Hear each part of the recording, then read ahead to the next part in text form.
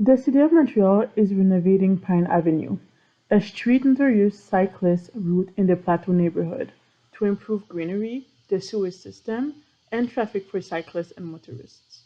So, what will this project entail? Stay tuned for the whole console.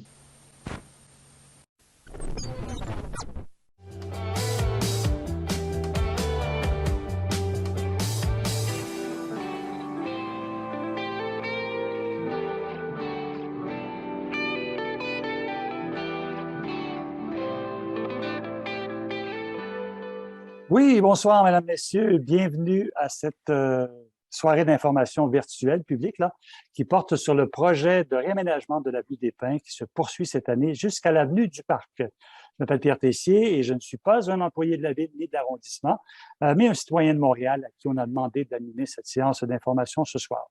J'aurai donc le plaisir de vous accompagner tout au long de la soirée, particulièrement lors de la période de questions et d'échanges. Avant d'aller plus loin, j'aimerais vous présenter les principes de base de cette séance d'information virtuelle. Donc, premièrement, nous ne pouvons pas vous entendre ni vous voir. Les caméras et les micros sont éteints, sauf évidemment pour moi, l'animateur et également les présentateurs, les panélistes. La séance de ce soir, elle est enregistrée et elle sera disponible sur le site web que vous connaissez sûrement très bien maintenant, montréal.ca, et dans les jours qui suivent, là, ainsi que sur notre page YouTube. Le but ce soir, c'est de vous rappeler le concept d'aménagement du projet de l'avenue des Pins et de vous informer du calendrier sur les travaux à venir concernant le lot 2. Entre le boulevard, donc qui est situé entre le boulevard Saint-Laurent et l'avenue du Parc. Les présentations seront effectuées en français et si une question est posée en anglais, elle sera lue dans cette langue, mais répondue en français. Toutes les questions seront toutefois traduites et accessibles dans un document questions-réponses dans les jours qui suivent la séance. Donc, ce document vous sera transmis par courriel et vous pourrez également le consulter sur le fameux site montréal.ca.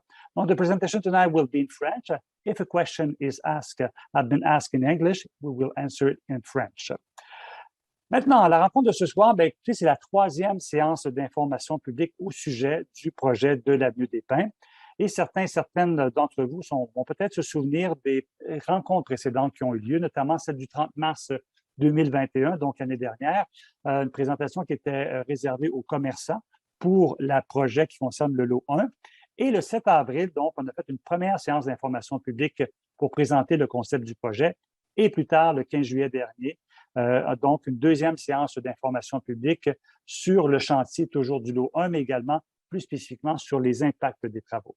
Donc, et tel que mentionné plus tôt ce soir, écoutez, la rencontre, elle porte spécifiquement ce soir sur le lot 2. Permettez-moi maintenant de vous présenter le programme de la soirée. Tout de suite après mon intervention, je vais céder la parole à M. Alex Norris, qui est conseiller de la ville de l'arrondissement du Plateau-Mont-Royal, qui va vous souhaiter officiellement la bienvenue. Ensuite, on va procéder à une présentation du projet et on va vous rappeler brièvement le concept et on va vous informer des travaux qui sont à venir. On va terminer tout ça avec une période de questions et de réponses qui va durer à peu près 1 heure, tout dépendant du nombre de questions qui seront soulevées ce soir par vous, les citoyens et citoyennes. Donc maintenant, sans plus tarder, j'inviterai M. Alex Norris, qui est conseiller de la ville de l'arrondissement du Plateau-Mont-Royal, à vous dire officiellement bienvenue. Alors, M. Norris, la parole est à vous. Merci beaucoup, M. Tessier, et bienvenue à toutes et à tous, tous les citoyens qui sont présents ici ce soir. Ce projet est vraiment un projet dont on est très fiers. C'est un projet fort pour notre administration, tant à la Ville-Centre qu'à l'arrondissement du Plateau-Mont-Royal. Ça fait des années que notre équipe militait pour obtenir ce projet. L'avenue des Pins, comme vous le savez, est une rue assez triste, avec très peu d'arbres, des trottoirs minables, énormément d'asphalte, un énorme îlot de chaleur. Et notre ambition, c'est de la convertir en une coulée de verdure, une coulée qui permet la déambulation en tout confort. On entend élargir les trottoirs, on entend créer des pistes cyclables unidirectionnelles protégées, de nombreuses saillies de trottoirs avec des petites placettes sur les rues transversales. Et on compte planter 140 arbres à peu près le long de l'avenue des Pins, des deux côtés de la rue et sur les amorces des rues transversales. Donc, c'est vraiment un projet magnifique dont on est très fiers. Mais tout projet de cette envergure comporte son lot d'inconvénients, son lot de défis, et c'est pour cela que nous sommes ici ce soir, pour voir comment on va mitiger à ces défis et faire en sorte que le projet passe le mieux possible, avec le moins d'inconvénients possible. Donc, je tiens à remercier tous les représentants de la Ville de Montréal ainsi que de l'arrondissement du Plateau-Montréal qui sont ici présents. Je sais que ma collègue, la conseillère d'arrondissement, Maëva Villain, est également avec nous, avec qui je représente le district de Jeanne-Mance. Maëva et moi faisons équipe. Alors, nous sommes très heureux que vous soyez là, que vous vous intéressiez à ce projet. Et comme on veut réserver le maximum de temps pour l'échange avec les représentants de la Ville, je vais laisser ça comme ça. Je vous souhaite la bienvenue et on va écouter cette présentation avec grand intérêt ainsi que vos questions. Donc, merci encore d'être venu à cette séance d'information et j'espère que vous la trouverez intéressante. Merci. Merci, M. Norris. Merci d'être là et à vous également d'être avec nous ce soir. J'invite maintenant justement à vous passer à ces fameuses présentations. Et pour débuter le bal, j'invite maintenant Emmanuel Lecolter, qui est chargé de projet au service de l'urbanisme et de la mobilité de la Ville de Montréal, à vous présenter le concept d'aménagement. Monsieur Lecolter. Oui, bonjour à tous. Donc, je suis au service de l'urbanisme et de la mobilité. C'est nous qui sommes responsables de la planification du projet, projet qui est maintenant en phase de réalisation. Donc, aujourd'hui, je vais vous présenter un bref rappel du concept d'aménagement de l'avenue des Pins. Un rappel, parce que pour ceux d'entre vous qui étaient là l'an dernier, il y a exactement un an, on vous a présenté le concept en détail, mais j'ai quand même quelques nouveautés pour vous. Donc, on rappelle le secteur d'intervention qui va de l'avenue du Parc jusqu'à la rue Saint-Denis. Ça, c'est un tronçon de 1 km, donc quand même assez long. C'est pourquoi ça a été découpé en 2 lots de travail. Le lot 1 va du boulevard Saint-Laurent à la rue Saint-Denis. Ces travaux-là ont commencé au mois d'août dernier, en août 2021, et vont se poursuivre jusqu'en novembre cette année. Aujourd'hui, on est là pour annoncer le début des travaux du lot 2. Ça, c'est ce que vous voyez en bleu sur la carte. C'est entre l'avenue du Parc et le boulevard Saint-Laurent. Les travaux vont commencer probablement vers la fin d'avril et puis se poursuivre jusqu'à l'été 2023. Si je rappelle un peu les constats qui nous avaient amenés à intervenir sur l'avenue des Pins, premièrement, les infrastructures souterraines sont à reconstruire complètement. Elles datent, tant l'aqueduc que l'égout datent de la fin du 19e siècle. Et quand on reconstruit un égout, souvent on doit descendre jusqu'à 4 mètres de profondeur. Là, ça implique une tranchée très importante. Là, donc, ça offre une opportunité de revoir l'ensemble de l'aménagement de la rue. On voit d'ailleurs que les aménagements piétons sont déficients. Ici, on voit que les trottoirs sont très étroits par rapport au nombre de piétons qui circulent. Là, M. Norris en a parlé tout à l'heure. On voit également qu'il n'y a aucun arbre là, entre la rue Saint-Urbain et la rue Saint-Denis. Et puis, en 2018, qui est un peu le prélude au projet d'aujourd'hui, on a mis des bandes cyclables unidirectionnelles de part et d'autre de l'avenue des Pins. Pour ce faire, on a éliminé le stationnement. Mais là, ça donne l'impression d'une grande chaussée vide, là, de beaucoup d'asphalte. Donc, face à ces constats, voici les objectifs du projet de réaménagement de l'avenue des Pins. Le premier objectif, c'est d'améliorer la sécurité, le confort et l'expérience de tous les usagers de la route, mais particulièrement des piétons et des cyclistes qui sont les usagers les plus vulnérables. On veut verdir le quartier, donc planter des arbres, réaliser des aménagements esthétiques, durables et faciles à entretenir. Et puis, on veut mettre en valeur les sites patrimoniaux et culturels qui bordent l'avenue. Je présenterai tout à l'heure d'ailleurs le parcours historique que l'on propose. Si on regarde ici une vue en coupe de la rue des Pins dans sa situation actuelle, c'est-à-dire avant les travaux, on voit qu'on a une emprise de 18 mètres et puis une chaussée de 14 mètres. 14 mètres, ça correspond exactement à 4 voies de circulation. Avec le projet, on va réduire cette chaussée significativement. Elle va passer à 7,6 mètres. Donc, on va avoir 2 voies de 3,8 mètres. Ce sont des voies quand même assez larges qui vont permettre à l'avenue des Pins de demeurer sur le réseau de camionnage, comme aujourd'hui, qui vont permettre aussi à la STM de desservir l'avenue. Elle est d'ailleurs parcourue présentement par le circuit 144, puis ça va continuer à être le cas. Par contre, ça ne permettra pas le dépassement, c'est donc une seule voie de circulation par sens. En bordure de cette chaussée rétrécie, il va y avoir des bandes plantées d'arbres d'une largeur d'à peu près 1,2 mètres qui vont servir d'espace tampon entre les modes doux, donc les piétons et les cyclistes, et la circulation automobile. Ensuite, à l'extérieur de la rangée d'arbres, il va y avoir des pistes cyclables unidirectionnelles en site propre d'une largeur d'à peu près 2,1 mètres, donc à peu près juste assez pour permettre le dépassement.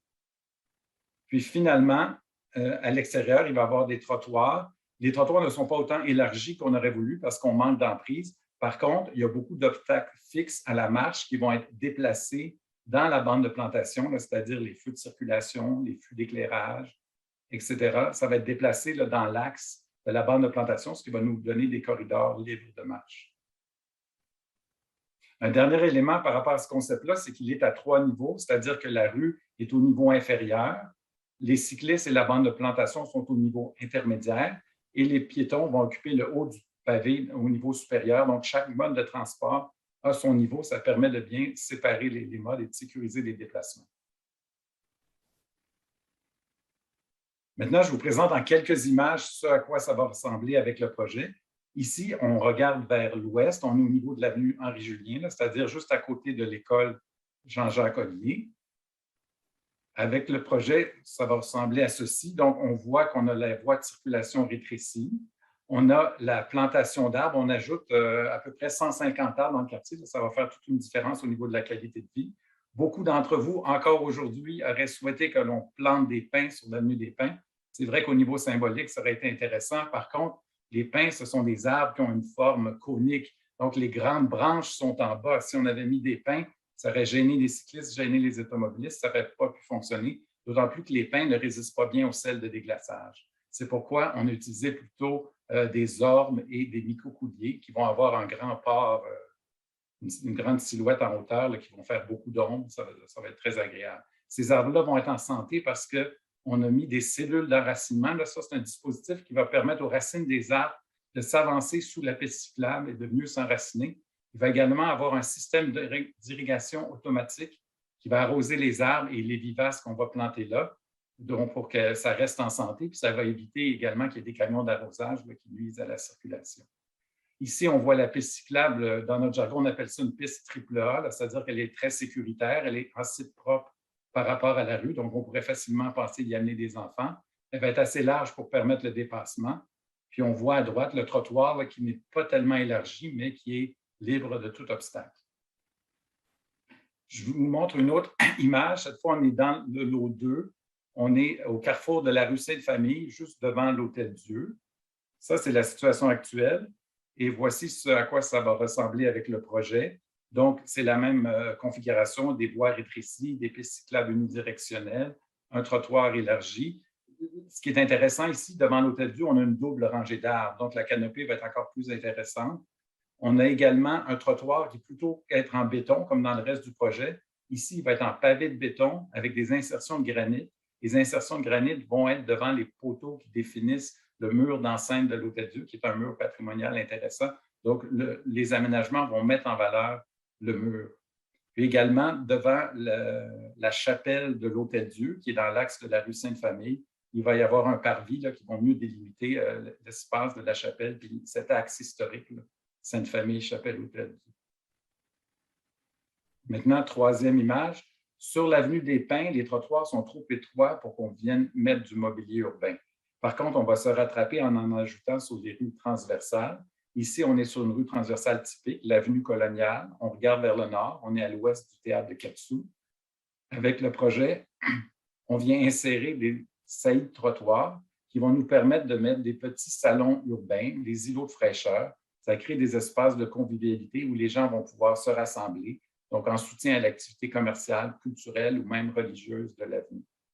Un autre élément à noter ici, c'est la présence de seuils de béton. Donc, si vous marchez sur l'avenue des Pins, vous n'aurez plus à descendre au niveau de la rue transversale pour la traverser. Vous allez pouvoir rester au même niveau, traverser la rue. C'est plutôt l'automobiliste qui, lui, va circuler, par exemple, nord-sud ici, qui va devoir ralentir et puis monter au niveau du piéton. Donc, en ajoutant ces seuils et les saillies qui ralentissent les mouvements de virage, on vient vraiment sécuriser et rendre plus confortables les mouvements piétonniers. Là, ça va devenir agréable de marcher sur l'avenue des Pins. Dernière image, je vous amène ici au cul-de-sac de la rue Sainte-Famille. Donc, la rue Sainte-Famille, elle ne connecte pas à l'avenue des Pins, c'est séparé par un trottoir de béton là, qui n'est pas très élégant. C'est un site qui jouit d'une magnifique vue sur le Mont-Royal. Il va être aménagé comme suit. Donc, on vient créer une placette que pour le moment, on appelle la placette Jeanne-Mance. Donc, c'est un îlot de plantation qui est entouré d'un muret de granit. L'élément le plus intéressant à cet endroit-là qu'on ne voit pas sur la figure, c'est qu'il va y avoir une œuvre d'art public. Il y a un concours d'art public qui est en cours présentement et cet été, on va choisir l'œuvre d'art qui va aller à cet endroit-là. Ça va être une œuvre d'art en hommage à la profession d'infirmière qui a été financée par un groupe d'infirmières.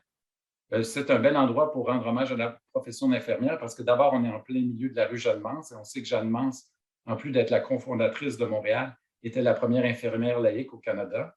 Mais de cet endroit-là, on voit également l'hôpital Royal Victoria, donc un hôpital anglophone, et l'hôpital Hôtel-Dieu, hôpital francophone, donc deux hôpitaux emblématiques là, de la vie médicale à Montréal, deux hôpitaux qui ont connu beaucoup d'avancées au niveau de la profession d'infirmière au Québec.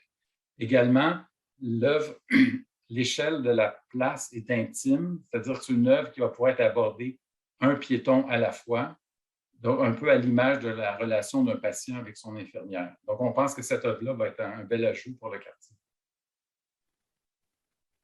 Je veux parler un petit peu du mobilier urbain.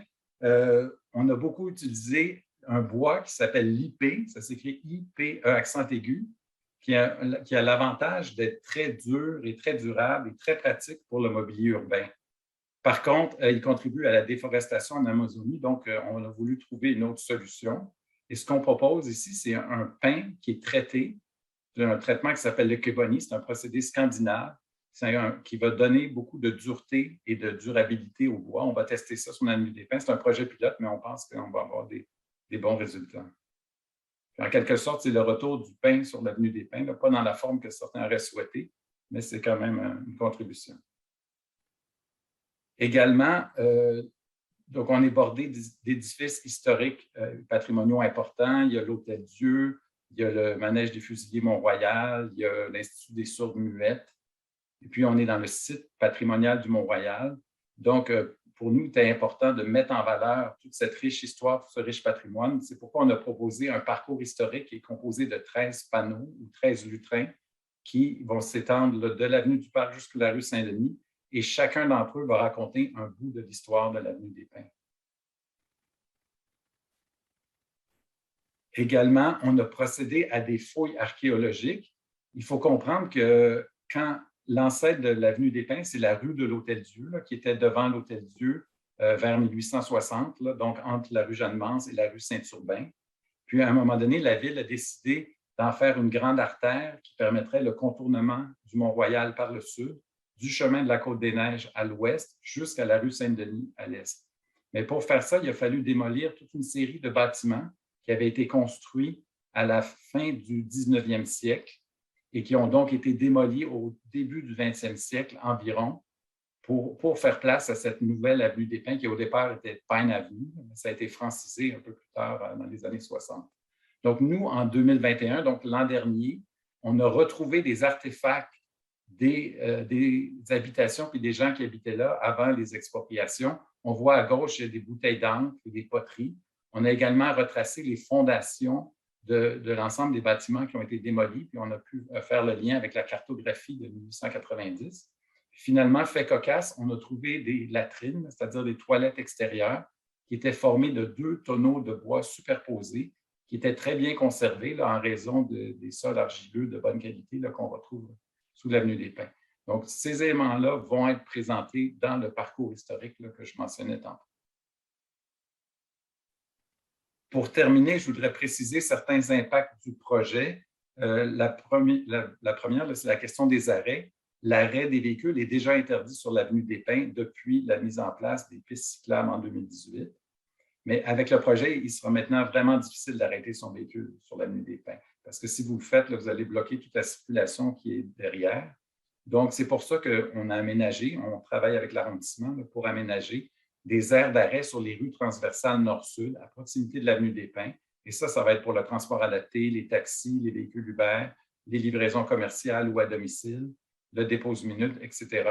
Ces aires-là vont être signalisées comme ailleurs en ville avec des panneaux d'arrêt interdits, donc de stationnement interdit. Donc, on comprendra que le stationnement est interdit. On ne peut pas laisser son véhicule longtemps, mais on peut l'arrêter de façon temporaire pour quelques minutes. Dernier point ici, là, je voudrais revenir sur les impacts du projet sur le stationnement.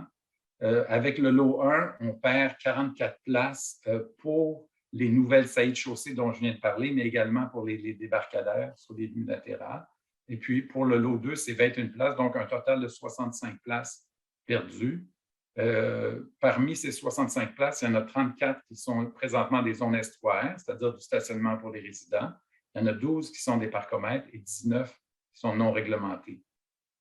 En moyenne, ça correspond à 4,3 cases par rue transversale. Donc, on juge que c'est quand même acceptable et que ça va pouvoir être absorbé.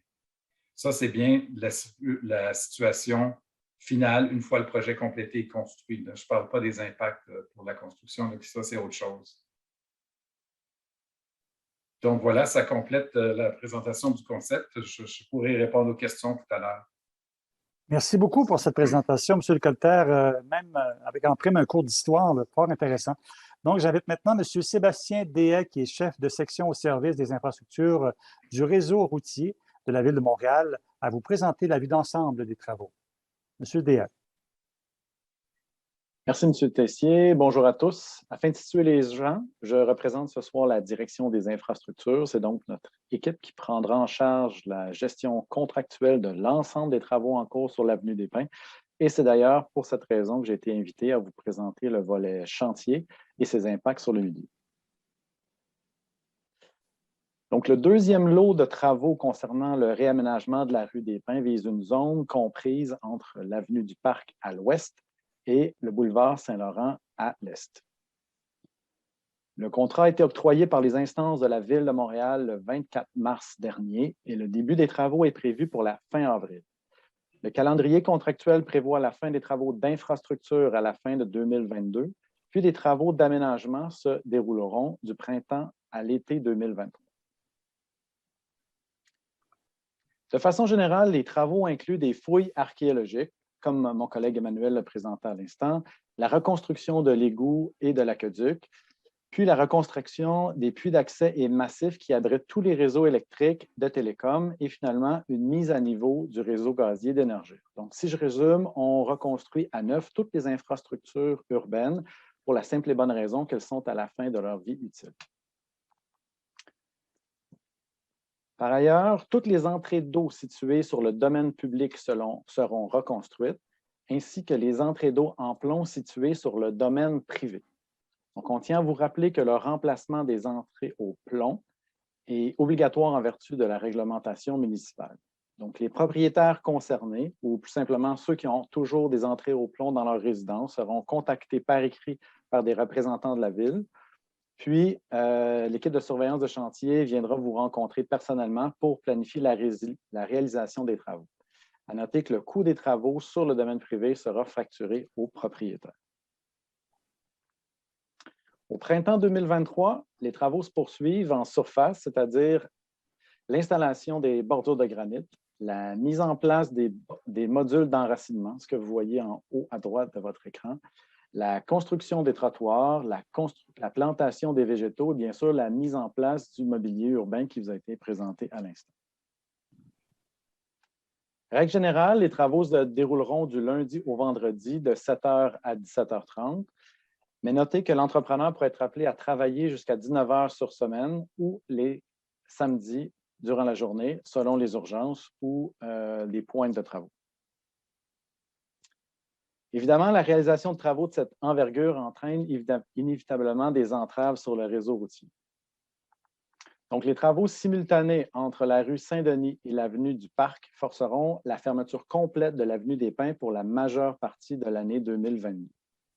À noter que les bâtiments demeureront accessibles en tout temps et des axes nord-sud sont prévus, tels qu'indiqués en rouge sur votre écran. La situation s'améliore pour 2023 avec l'ouverture de l'avenue des Pins à l'est du boulevard Saint-Laurent, donc la fin du lot 1 de construction, et à l'ouest de la rue Sainte-Famille. La fermeture de l'avenue des Pins entraînera aussi des changements de direction sur le réseau local. Concrètement, les rues Basset, Saint-Cuthbert, Roy, Sewell seront mis à double sens pour assurer l'accessibilité locale. Ainsi, durant les travaux effectués aux intersections des rues Nord-Sud et de l'avenue des Pins, une nouvelle configuration sera mise en place. Prenez note que durant cette période, des panneaux d'interdiction de stationner seront mis en place afin que les automobilistes puissent faire demi-tour. C'est ce que vous voyez dans l'encart. Donc, les gens pourront circuler nord-sud puis faire demi-tour à proximité de l'avenue des Pins. Tel qu'indiqué précédemment, la rue Saint-Urbain demeurera ouverte durant les travaux, mis à part une période de 4 à 6 semaines durant la reconstruction des infrastructures, c'est-à-dire les égouts et les aqueducs. Durant cette période, une entrave sera présente sur l'avenue des Pins. Cette entrave entraînera la mise en double sens de la rue Saint-Urbain jusqu'à Rachel au nord et Prince-Arthur au sud. C'est ce qu'on a essayé d'illustrer sur l'image ci-dessous. Globalement, pour les automobilistes qui voudront contourner le chantier, des chemins de détour seront balisés.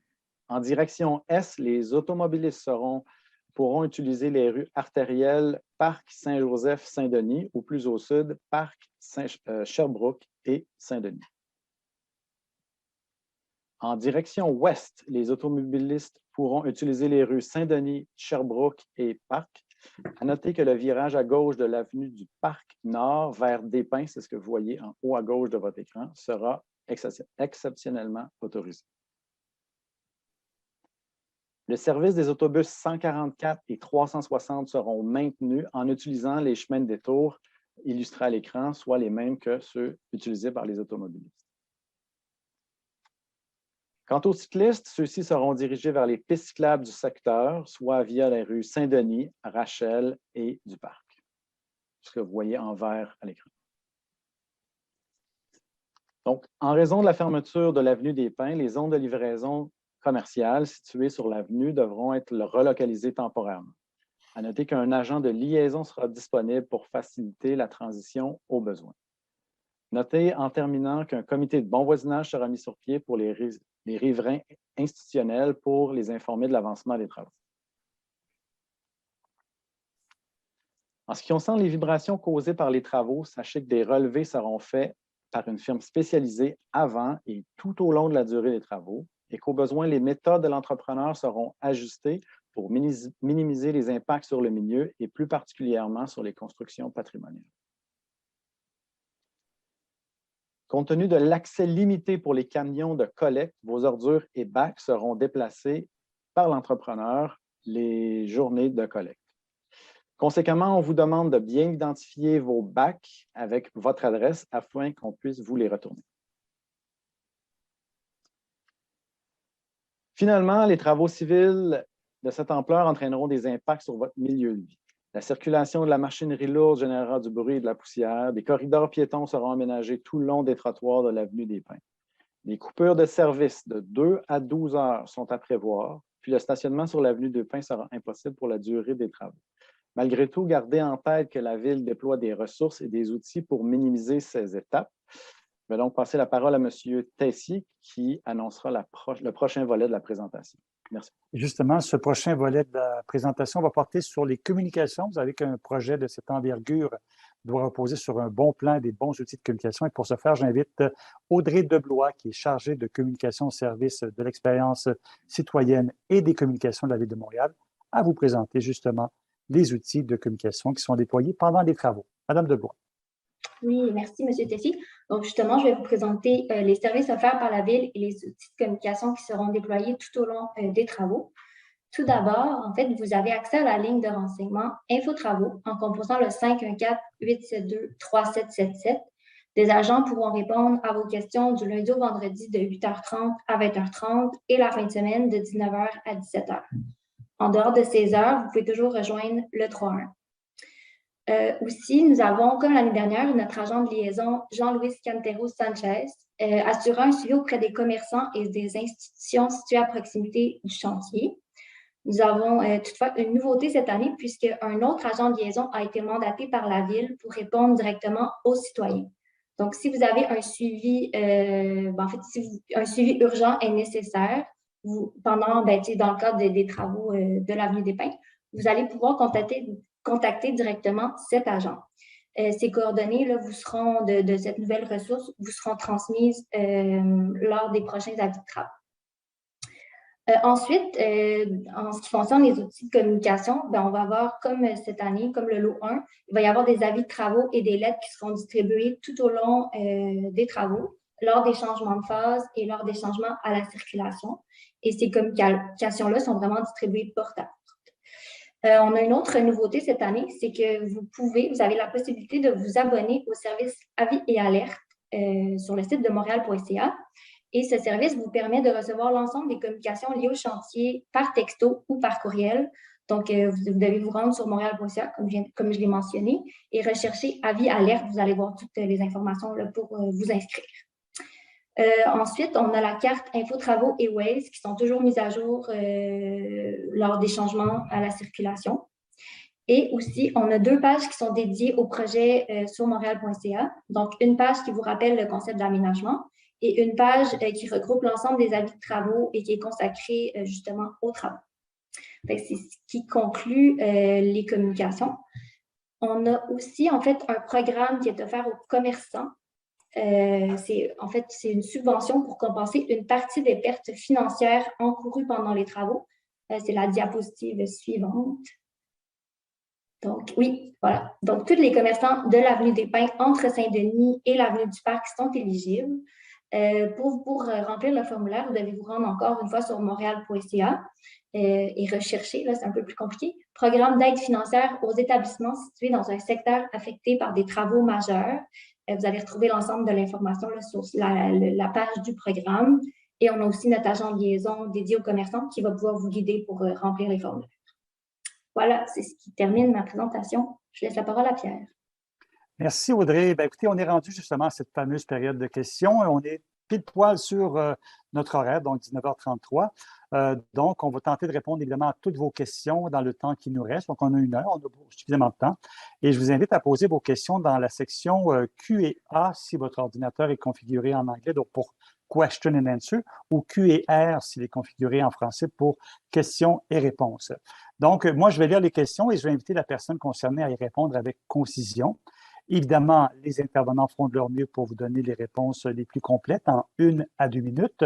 Par contre, il est possible qu'ils ne soient pas en mesure de vous donner toute l'information ce soir. Et si c'est le cas, on va prendre votre question en note et on va y répondre dans un document questions-réponses qu'on va partager à tous les participants et participantes que vous recevrez par courriel et qui sera disponible également sur la page du projet sur le site montréal.ca.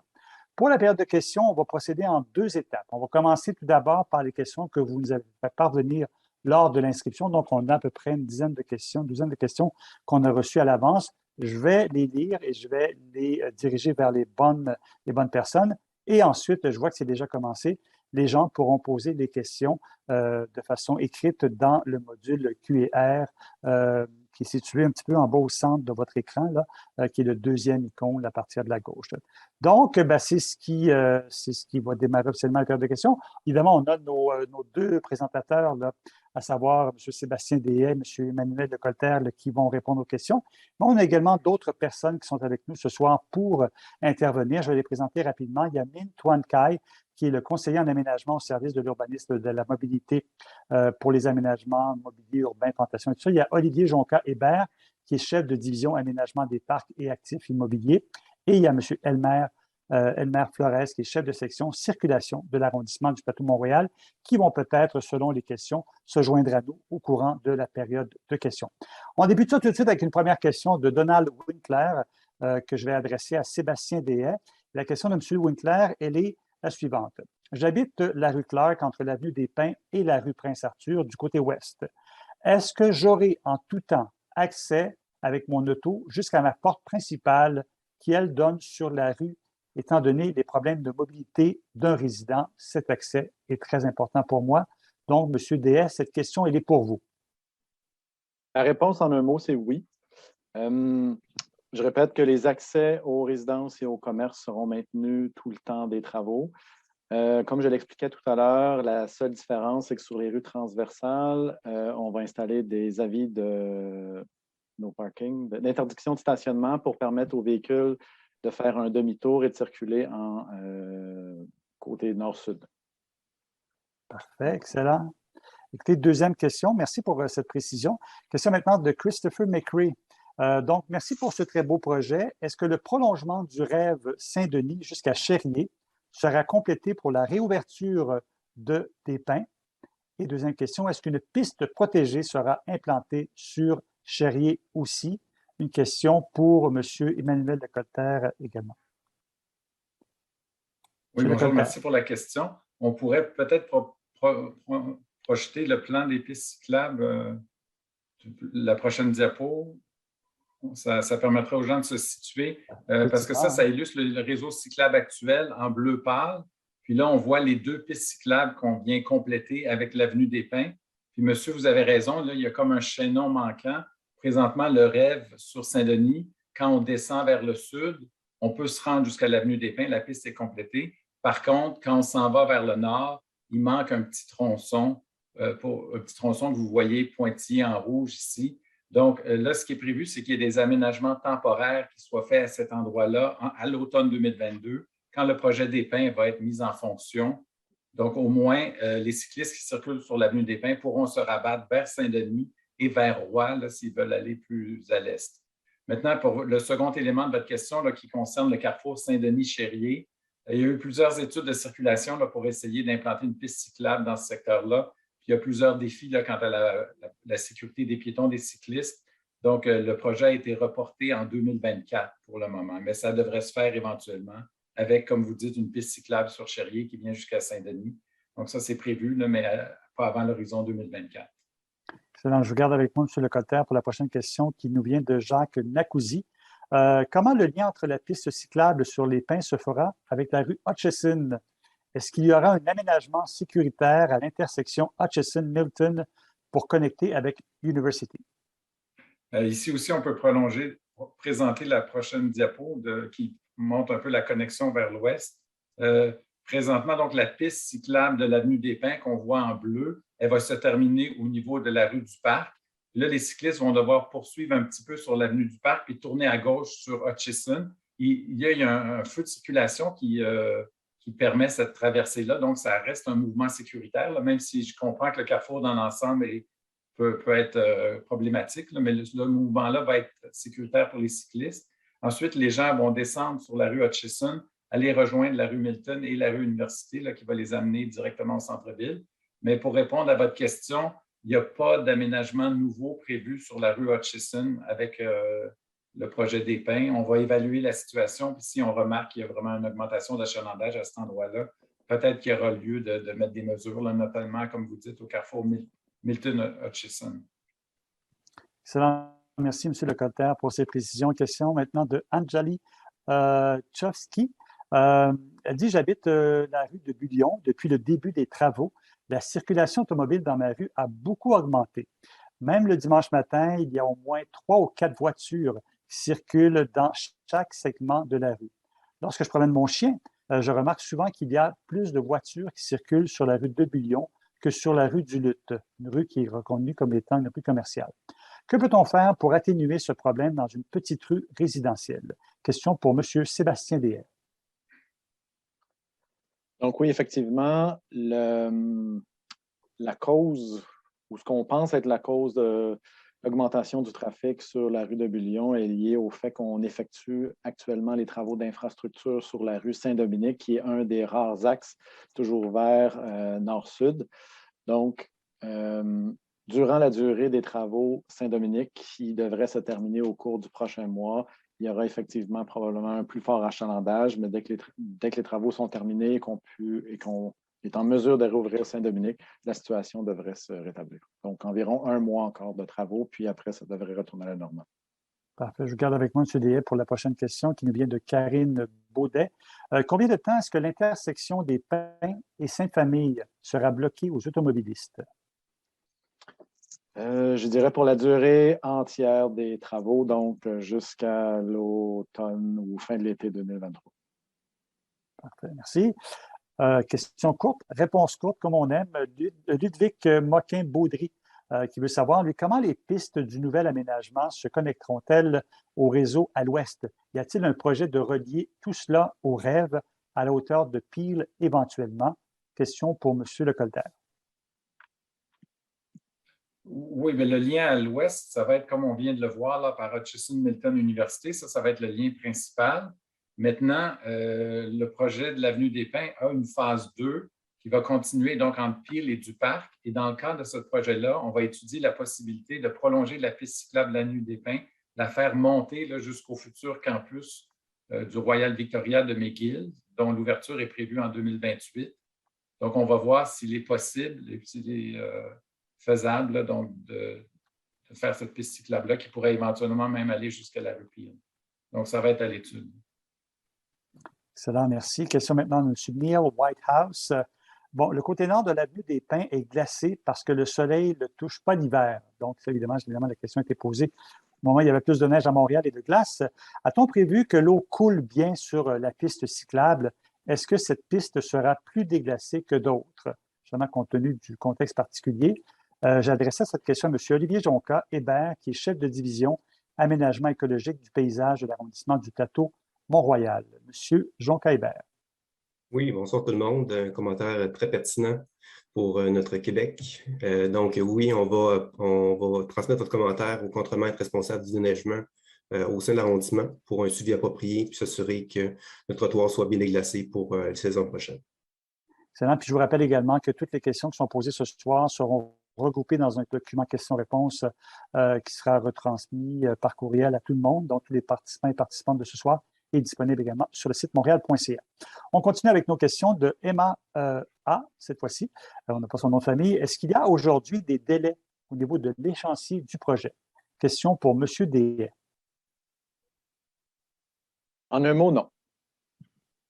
Bon, ben, de façon simple, on a pris des mesures d'accélération pour accélérer la cadence du lot 1 à l'automne 2021. Donc, on est où on devrait être en 2022. Et le lot 2 commence, comme on le disait tout à l'heure, à la fin avril. Donc, pour le moment, ce n'est pas commencé, il n'y a pas encore de retard. Bon, comme on aime aussi. Donc, voilà. Solène Gerbeau, maintenant, qui veut savoir, concernant les travaux sur l'aqueduc de la rue Saint-Dominique, j'aurais voulu savoir combien de temps vont durer les travaux. Et si pendant le temps des travaux, des solutions allaient être mises en place pour que l'on puisse avoir de l'eau avec un débit suffisamment fort là, pour faire la vaisselle ou même se doucher. Car ce n'est pas le cas en ce moment. Nous avons un filet d'eau qui coule, ce qui rend la moindre tâche plus difficile, évidemment, d'autant plus que le débit minime fait en sorte que notre chaudière ne chauffe pas d'eau uniformément. Donc, question pour M. Deshaies, à nouveau. Donc, je le disais à l'instant, les travaux sur Saint-Dominique sont en cours. On prévoit un raccordement sur le nouveau réseau d'égouts en mai 2022. Donc, au cours des prochaines semaines, vous devriez être accordé sur le nouveau réseau. Pas plus tard qu'hier, des mesures de pression ont été faites. Le réseau temporaire est entre 50 et 55 PSI. Si vous avez vraiment des problèmes de pression au moment où on se parle, on vous invite à contacter Infotravaux pour qu'on envoie nos ingénieurs sur place parce qu'il y a effectivement un problème localisé dans votre secteur. C'est quoi des PSI? C'est quoi des 50 PSI? Je ne vais pas vous mettre en boîte. Pounds per square inches. OK. Parfait. Donc, c'est une unité de mesure là, qui donne la pression qu'on a à l'intérieur de notre tuyau. Donc, Marc Parent, cette fois-ci, qui veut savoir, est-ce que le projet de l'avenue des Pins, une fois terminé, aura un impact sur la circulation sur la rue Saint-Dominique entre la rue Sherbrooke et l'avenue des Pins? Question cette fois-ci pour M. Elmer Flores, qui est chef de section circulation de l'arrondissement du plateau Mont-Royal. Monsieur Flores, la parole est à vous. Oui. Pour tout le monde. Donc, la circulation sera remise en direction sud à la fin des travaux sur Despins. Donc, direction sud sur Saint-Dominique entre Despins et Sherbrooke.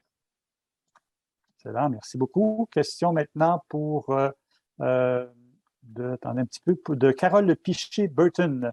Comment s'effectuera la circulation sur la rue Sainte-Famille? Question pour M. Sébastien Deshaies. On a sauté une question, on va revenir. Oui. La rue Sainte-Famille sera mise à double sens afin que les gens puissent accéder à leur résidence. C'est le même principe qu'on a expliqué. Donc, quand on a des travaux sur l'avenue des Pins est fermée. Puis, pour garder un accès aux résidences, on met les rues nord-sud, par exemple, en double sens, en enlevant quelques places de stationnement pour permettre le demi-tour. Parfait, merci. Il y a quelqu'un qui ne s'est pas nommé, en fait, pour poser la question. On va quand même poser la question qu'elle nous a envoyée. Avez-vous prévu faire un aménagement au parc situé près du projet des Pins? Question pour Olivier Jonca-Hébert. Alors oui, alors le parc en question, c'est le parc Lutchakawaluk qui est situé à l'intersection de l'avenue du Parc et de l'avenue des Pins. Donc, l'arrondissement va travailler cet été, donc à l'été 2022, sur la création des plans de vie pour le réménagement du parc. Et on prévoit faire les travaux dans le parc Lutchakawaluk l'été prochain, donc à l'été 2023. Excellent, merci. On a hâte de voir ça. Marc Lortie, maintenant, quelles seront les mesures pour garantir le respect de la signalisation routière pendant les travaux, voyant que celle-ci n'est pas toujours respectée dans le cadre du projet en cours? Prévoyez-vous une présence policière, des signaleurs routiers ou autres mesures dissuasives? Le non-respect à proximité du chantier actuel met les citoyens dans le voisinage en grand péril. Question pour M. Sébastien Deshaies. Donc, effectivement, durant les premiers jours de la fermeture de l'avenue des Pins, des policiers ou des cadets seront mobilisés pour assurer le respect de la circulation. Ensuite, tous les travaux qui impliquent un déplacement de machinerie lourde impliquent des signaleurs, lesquels sont imposés par nos devis contractuels et par la loi sur la CSST. Puis finalement, on a des patrouilles au sein de notre équipe de surveillance qui s'assurent du respect de tout ce qui est panneaux de détours et d'informations pour les automobilistes, les cyclistes et les piétons. Excellent. Regarde avec moi, M. Deshaies. Donc, Sigrid Tremblay qui nous demande « Ma maison sur l'avenue Coloniale n'a pas de fondation. Elle date de 1887. Comment s'assurer que les vibrations occasionnées par les travaux ne vont pas l'endommager? » Très bonne question. M. Deshaies, la question est à vous.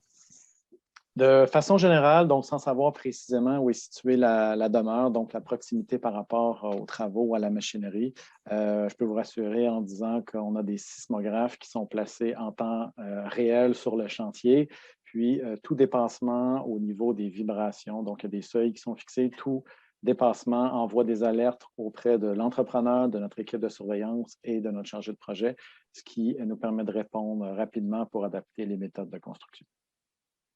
Excellent, merci. Dernière question maintenant dans celle qu'on a reçue lors de l'inscription, vient de Danny Van Gelder. Residents, cyclists and families on bikes struggle daily to navigate from Rêve Saint-Denis to the other side of Saint-Laurent or du parc. Comment se fera la circulation est-ouest durant ce projet? Donc, on nous dit que les résidents, les cyclistes, même les familles ont un peu de difficulté à naviguer à partir du Rêve Saint-Denis jusque de l'autre côté, là, sur la rue Saint-Laurent ou encore sur du parc. Comment va s'assurer la circulation durant le projet? Question pour M. Emmanuel Lecolter. Oui, donc durant le chantier, c'est ce que Sébastien a présenté tout à l'heure, c'est-à-dire que les cyclistes vont être déviés par la rue Saint-Denis vers le nord. Ensuite, on va prendre la rue Rachel vers l'ouest, puis redescendre par l'avenue du Parc. Donc, on fait un grand détour, là, mais on va éviter complètement le chantier, puis on va être sur des pistes cyclables bien établies, puis bien confortables. Ça devrait assurer la sécurité des cyclistes. Si vous voulez vous diriger vraiment sur l'avenue des Pins, il y a toujours moyen de circuler par la rue Roy. Puis ensuite, quand vous arrivez dans le chantier, vous pouvez marcher en transportant votre vélo à côté de vous là, pour vous rendre au commerce en question sur l'avenue des Pins. Excellent. Merci beaucoup pour ces précisions. Question maintenant on va maintenant passer aux questions que vous avez parvenir ce soir dans le cadre de la présentation dans le module Q&R pour questions-réponses ou Q&A, Question and Answer, si votre ordinateur est configuré en anglais. Question de Xavier Bonotto. Bonjour, nous vivons au coin de Roy et de Relais et vendredi dernier, il y a eu une coupure d'eau imprévue suite à un problème au coin de Saint-Denis et des Pins. C'est tout à fait compréhensible, mais depuis, il n'y a aucune notification concernant les coupures temporaires et la baisse de pression. Qu'en est-il? Est-ce qu'il serait possible d'éviter ce manque de communication? Merci. Question pour M. Deshaies. Effectivement, si vous êtes allé vous promener sur Saint-Denis la semaine dernière, de mémoire, c'était jeudi, il y a eu un bris d'aqueduc qui a généré une coupure d'eau imprévue.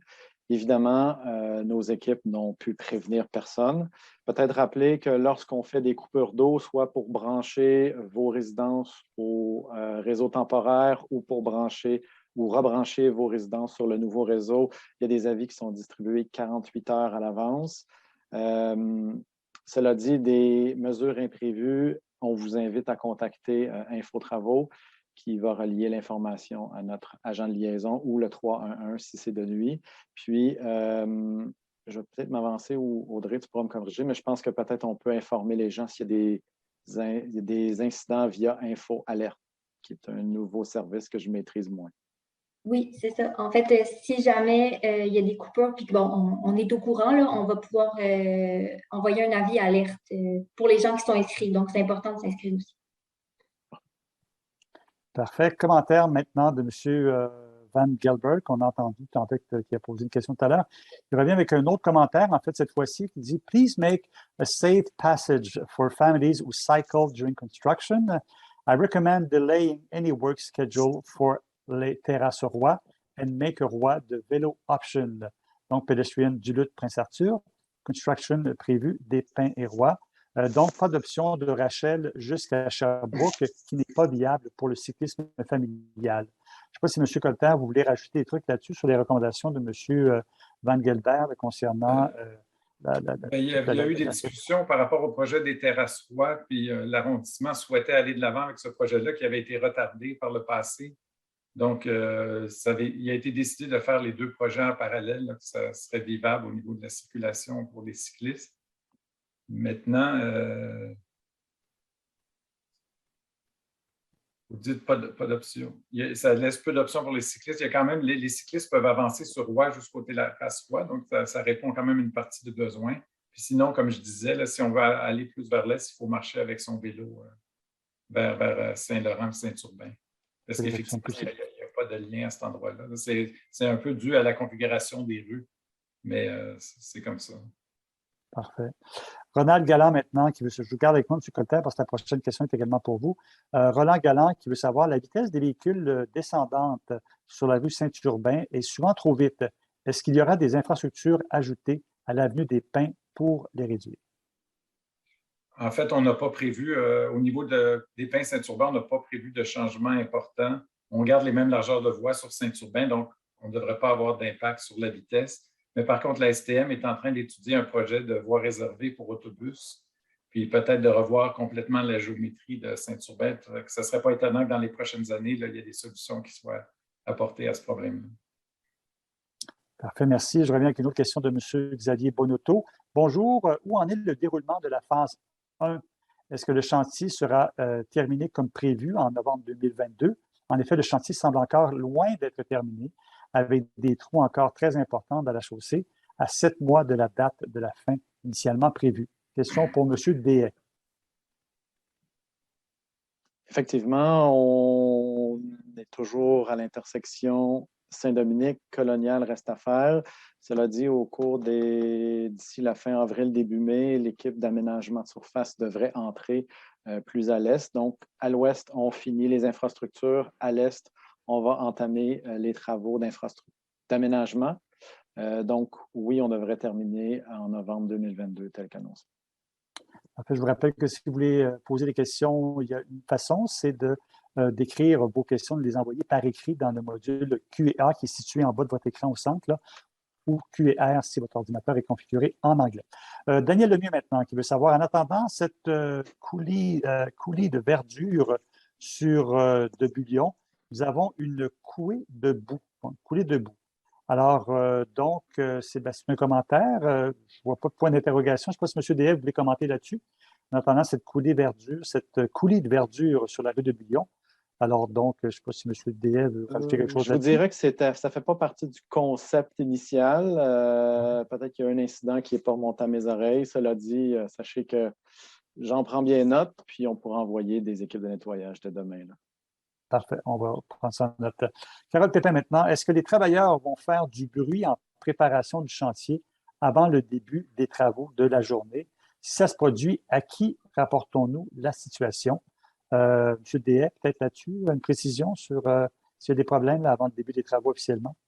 Exact. Donc, j'annonçais tout à l'heure les heures de travail normales qui sont liées avec le règlement municipal. Si jamais, par exemple, des ouvriers arrivent à 5 heures du matin, font du bruit, on vous invite à contacter la police qui a toute l'autorité pour faire respecter le règlement municipal.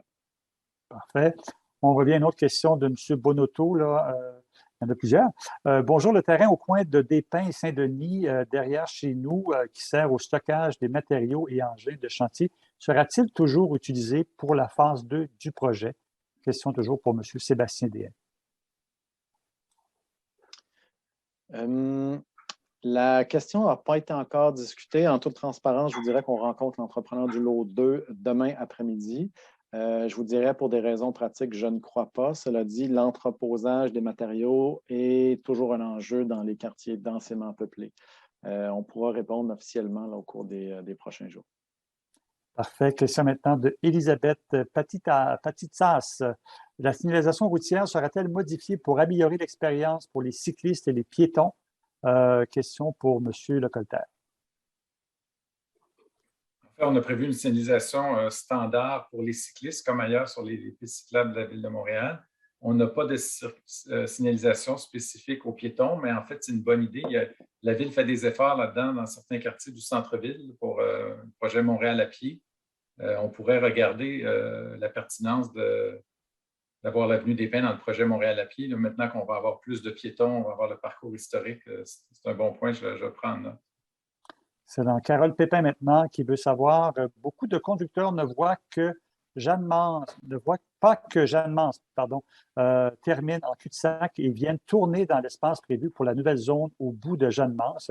Est-ce qu'il est prévu d'améliorer la signalisation au coin de Léo Parizeau? Question pour M. Elmer Flores et possiblement peut-être M. aussi Emmanuel Lecolter. Donc, j'en prends bien note. C'est sûr qu'en 2020, il y a eu des travaux sur Jeanne-Mance qui ont été terminés en 2021, qui ont fait en sorte que l'intersection Jeanne-Mance et Léo Parizeau a changé. Donc, on a des CI de part et d'autre, autant du côté est sur Jeanne-Mance, à l'intersection même de Léo Parizeau, et aussi des CI à l'approche nord-ouest de Léo Parizeau et Jeanne-Mance. Donc, tout ça, ça fait en sorte que la chaussée est beaucoup plus réduite. Puis, il y a des panneaux quand même de cul-de-sac qui ont été ajoutés. Mais si vous dites qu'il y a des problématiques, on va porter une attention puis on va faire une tournée. Merci, M. Lecolter. Voulez-vous rajouter quelque chose là-dessus? Oui, je peux juste, si je peux rajouter un point. Le fait qu'on a maintenant la placette Jeanne-Mance avec le muret de granit et les plantations, là, ça constitue un obstacle physique là, qui va être visible à partir de la rue Léo Parizeau. Et là, on va voir clairement que ça ne connecte plus de l'autre côté parce qu'on va avoir de la verdure puis un obstacle physique. On va être moins tenté de s'engager dans la rue Jeanne-Mance pour essayer de tourner à droite.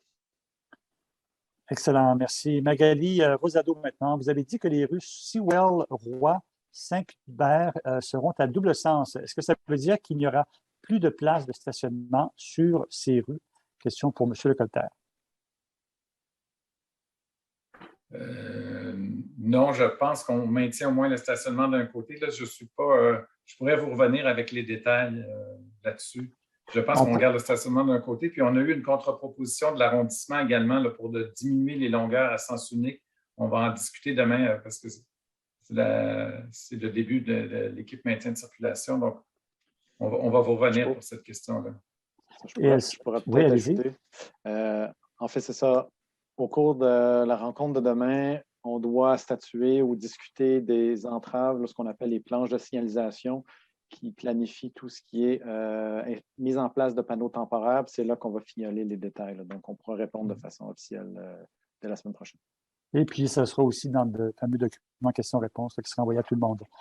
Célia Laguiton qui dit « Je me demandais pourquoi les commentaires doivent-ils déposer une demande, les commerçants, pardon, doivent-ils déposer une demande de subvention? Pourquoi le soutien n'est pas automatique? » Monsieur Lecolter. Oui, bien, c'est la façon dont le programme a été conçu. Il y a certains commerçants qui subissent de plus grandes pertes que d'autres, qui sont plus affectés par les travaux. Donc, le fait que vous soumettiez une demande, on vous demande quel était votre chiffre d'affaires avant les travaux, puis qu'est-ce qu'il aurait été pendant les travaux, puis on vous subventionne en fonction de la différence. Donc, on a besoin d'avoir ces informations-là pour calculer le montant de la subvention. C'est comme ça que la Ville a choisi de procéder.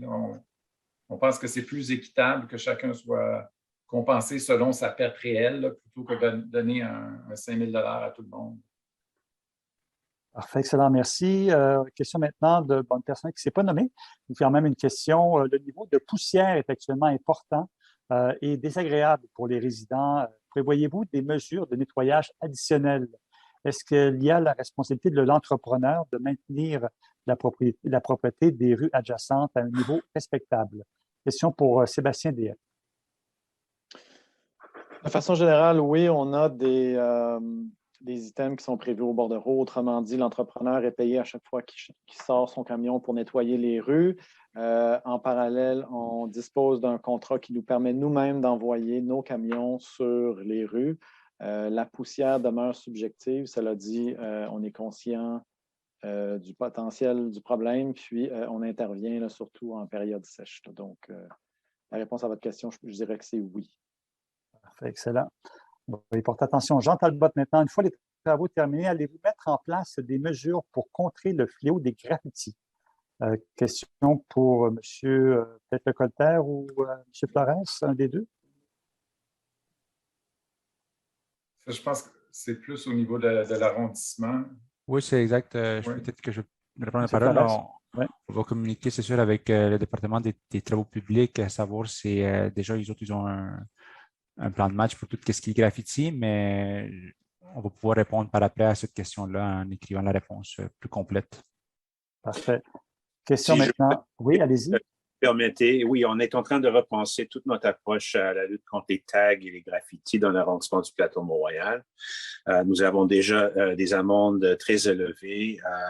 On a plusieurs mesures qu'on déploie à l'arrondissement pour combattre ce fléau, que ce soit la distribution de vignes, les amendes, la récupération des frais de nettoyage des contrevenants ou de leurs parents s'il s'agit de personnes mineures. On fait aussi des murales, mais force est de constater que toutes les mesures qu'on a déployées à date ne sont pas suffisantes. On a également accordé le contrat le plus cher pour le nettoyage des graffitis que l'arrondissement n'a jamais octroyé à date. Donc, c'est une stratégie à plusieurs volets et on est en train de la raffiner en ce moment. Merci. Parfait, merci. Question de Hélène Cartier maintenant. Bonsoir, j'habite sur la rue SeaWorld. Combien de places de stationnement allez-vous enlever pour assurer la circulation en double sens pendant les travaux? Combien de places à vignettes et de places régulières? Donc, question pour M. Lecolter. On doit enlever quelques places là, pour le demi-tour au niveau de l'avenue des Pins, quelques places pour le demi-tour en milieu de parcours. Je n'ai pas les chiffres exacts, là, on pourra vous les transmettre dans le document de questions-réponses qui sera fourni. Excellent, parfait. Question maintenant en anglais de Aline Gasparindo. Construction material were placed in the rue Vert in front of my gate. I need to use it to get out of my bike. How should I proceed? Enter Hôtel de Ville and Laval. Question pour Sébastien Deshaies. Je crois que vous comprenez bien la question. La rue Vert. Ça ne me dit rien, mais peut-être que vous allez pouvoir mieux comprendre la question de Mme Gasparindo. Aux ruelles vertes. Ruelles vertes. Probablement, je dirais contacter Infotravaux. Infotravaux va faire le lien avec nos équipes, puis on pourra envoyer quelqu'un. À défaut d'avoir l'adresse, je peux difficilement répondre. Mais on pourra déployer quelqu'un sur place s'il y a un problème. Excellent. Merci. Question maintenant de Gilles Lamontagne. Qu'est-ce que la rencontre de Despins et Saint-Denis deviendra? Actuellement, il y a un sur le coin nord. Actuellement, il y a le coin nord, un chantier, et sur le coin sud, un édifice en ruine. Donc, qu'est-ce que la rencontre de Despins et Saint-Denis deviendra? Question pour M. Lecolter. Oui, bien, il y a des très bonnes nouvelles qui s'en viennent à ce carrefour-là.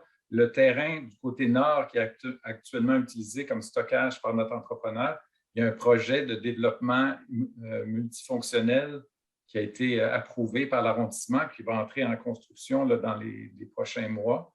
Donc, c'est un gros projet qui va vraiment améliorer ce coin de rue-là. Puis au côté sud, la commission scolaire, ils vont refaire les façades de l'édifice là, qui est en très mauvais état.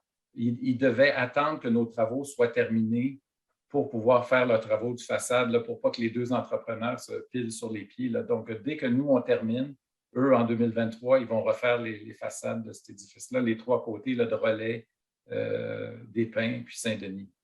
Donc, on peut penser que dans 2 ans, là, le carrefour aura une nouvelle apparence là, complètement différente. si on ajoute les arbres qu'on va mettre sur l'avenue des Pins, ça, garder espoir, là, ça s'améliore. Bon, on va voir ça aussi. Roger Galland maintenant, sur l'avenue des Pins, la vitesse maximale sera de combien? Question pour M. Lecolter. Oui, c'est 40 km/h. Parfait, excellent. Bon, ben c'est bien. Donc, question de Daniel Delieu maintenant. Dans le quartier, nous n'avons pas été informés du passage des gros camions sur notre rue, mais ça va. Combien de temps aurons-nous ces gros camions sur Debulion? Il en passe des dizaines par jour. Ils sont bruyants, ils klaxonnent parfois avec leurs gros klaxons et ne s'arrêtent même pas toujours aux arrêts. Donc, combien de temps y aura-t-il de ces gros camions sur la rue Debulion qui affectent la sécurité et la tranquillité du voisinage? Depuis des semaines, c'est des centaines de véhicules qui sont transférés sur Debulion. Question pour M. Deshaies. Oui, excusez, je regardais la carte. Je crois qu'au cours des dernières semaines, on a fait des travaux au niveau de la reconstruction de puits d'accès. Il faut comprendre que quand on commence les travaux, il y a des chemins de camionnage qui sont établis et approuvés par nos équipes de circulation. Probablement que, parce qu'évidemment, on ne peut pas nécessairement circuler sur des pins, il faudrait que je m'informe si particulièrement ou plus précisément il y a un problème sur Debulion, mais en toute honnêteté, il risque d'avoir de la circulation en lien avec la fin de la phase actuelle et les travaux d'aménagement prévus dans les prochains mois. Excellent, merci. Question maintenant de Carole Pépin. J'habite le Darcy McGee et notre salle de déchets se situe côté de la rue Jeanne-Mance, l'endroit où sont ramassés les déchets, et le recyclage se fait présentement où la nouvelle place sera construite. Quel sera l'impact pour notre service d'ordures, de déboires? Donc, Sébastien Deshaies, question pour vous. Toute situation, je dirais, particulière. Là, je comprends que ce n'est pas des gens qui amènent les poubelles au coin de la rue comme on le voit traditionnellement. Contactez Infotravaux, puis on pourra coordonner le tout dans les prochaines semaines. Merci. Question de Elisabeth Patitsas. Combien de places de stationnement seront aménagées pour les vélos? Des nombreuses rues, en particulier les rues avec les pistes cyclables, n'ont pas assez d'endroits pour enfermer un vélo autrement que pour les attacher aux arbres. Question pour M. Lecolter. Oui, je n'ai pas le chiffre exactement. On achète beaucoup de nouveaux supports à vélo à 2 places, là, à peu près sur tous les coins de rue, on va en installer. On pourra vous répondre le chiffre exact là, dans le cadre du document de questions et réponses. Parfait. Qui sera, comme on le voit ce soir, bien garni, ce document-là.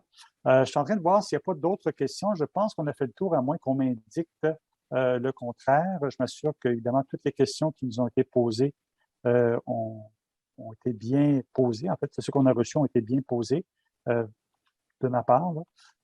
Donc, je ne vois pas d'autres questions. S'il n'y a pas d'autres questions, je vais aller voir dans le module également avant qu'on se quitte. S'il n'y a pas... Non, il y a des questions. C'était... écoutez, je pense que ça fait le tour